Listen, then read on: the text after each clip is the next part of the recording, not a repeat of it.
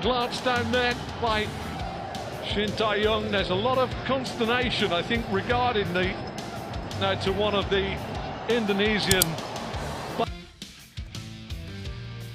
Timnas Indonesia harus puas bermain imbang 2-2 saat bertamu ke markas nasional Pertandingan Bahrain. begitu sangat menarik, namun pendukung timnas Indonesia Timnas dikecewakan dengan wasit yang dihantui oleh oknum wasit yang selalu merugikan skuad Garuda.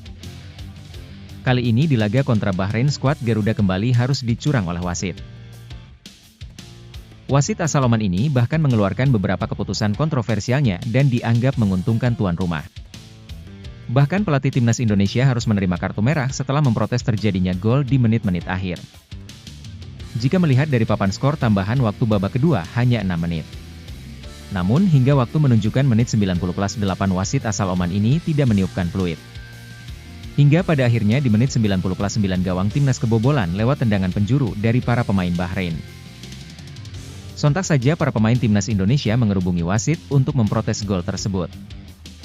Bukan hanya para pemain, pelatih timnas Indonesia Shin Tae-yong pun sampai ngamuk kepada wasit asal Oman tersebut. Banyak netizen yang berharap FIFA segera ambil keputusan terkait gol haram Bahrain dan memecat si botak.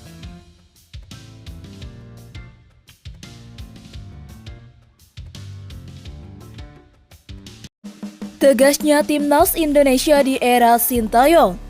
Manajer timnas Indonesia Sumarji mengungkapkan bahwa aturan di era Shin Tae-yong sangat ketat. Dan jika ada pemain yang melanggar, mereka bisa dikenai denda hingga 50 juta rupiah. Timnas Indonesia sekarang bisa terbang tinggi. Hal tersebut tak lepas dari polesan tangan dingin seorang Shin Tae-yong. Skuad Garuda kini mulai bisa bersaing di level Asia dan dunia. Salah satu faktor yang membantu JICES dan kawan-kawan bisa meraih prestasi adalah adanya kedisiplinan yang luar biasa dari para pemainnya.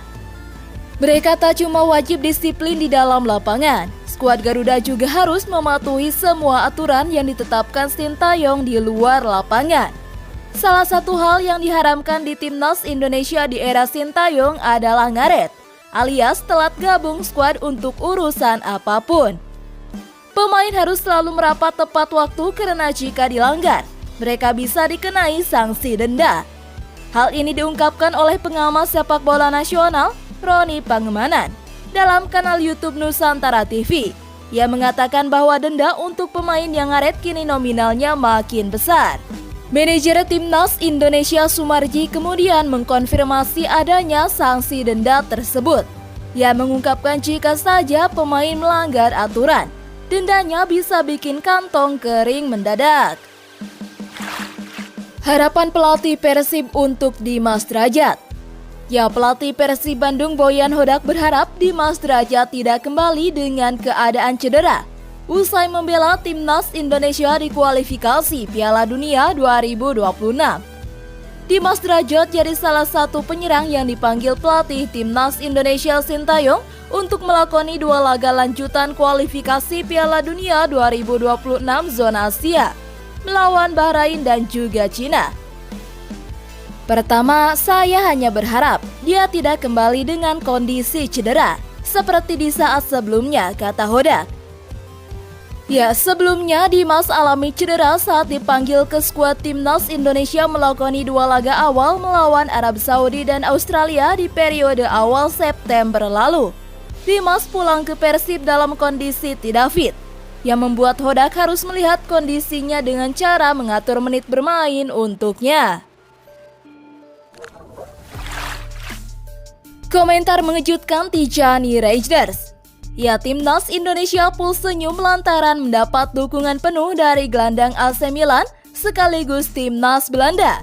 Tijani Reijers di kualifikasi Piala Dunia 2026 zona Asia.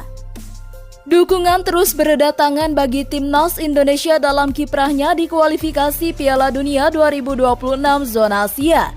Tidak hanya pecinta sepak bola tanah air, para pemain atau legenda di Indonesia, dukungan juga datang dari luar negeri. Salah satunya datang dari bintang AC Milan sekaligus gelandang timnas Belanda, yaitu Tijani Reijers. Tijani Reijers memberikan supportnya untuk timnas Indonesia yang bakal menghadapi 2 laga kualifikasi Piala Dunia 2026 zona Asia. Melalui akun Instagram Oranje Indonesia, Tijani memberikan doa dan dukungannya untuk Indonesia. Halo penggemar Oranje, saya Tijani Rangers. Semoga sukses untuk Timnas Indonesia. Semoga kalian dapat lolos ke babak berikutnya, kata Tijani Rangers. Federasi Sepak Bola Belanda bantu PSSI bikin Timnas lebih kuat. Ya, selama ini PSSI ternyata mendapatkan bantuan penuh dari Federasi Sepak Bola Belanda, KNVB, dalam memproses pemain-pemain keturunan untuk bisa memperkuat Timnas Indonesia. Fakta itu diungkapkan langsung oleh anggota Komite Eksekutif PSSI Arya Sinulinga. Menurutnya, lancarnya proses naturalisasi ini tak bisa dilepaskan dari dukungan KNVB yang ikut melancarkan prosesnya. Arya pun mengucapkan terima kasih atas kesediaan KNVB dalam menyetujui proses perpindahan federasi para pemain keturunan Indonesia Belanda yang dinaturalisasi menjadi warga negara Indonesia. Salah satu proses naturalisasi tercepat yang dilakukan PSSI dapat dilihat dari tahapan yang dijalani oleh Michel-Gers dan Eliano Rangers. Bisa dibilang keduanya menjalani tahapan yang paling cepat dibandingkan sejumlah pemain keturunan lainnya yang sudah memperkuat Timnas Indonesia. Proses naturalisasi yang dijalani Michel-Gers dan Eliano untuk menjadi warga negara Indonesia termasuk paling kilat. Yang paling membedakan dengan pemain lainnya, kedua nama ini sampai harus menjalani proses pengambilan sumpah setia sebagai WNI di luar negeri, tepatnya di Kedutaan Besar Republik Indonesia Brussels, Belgia.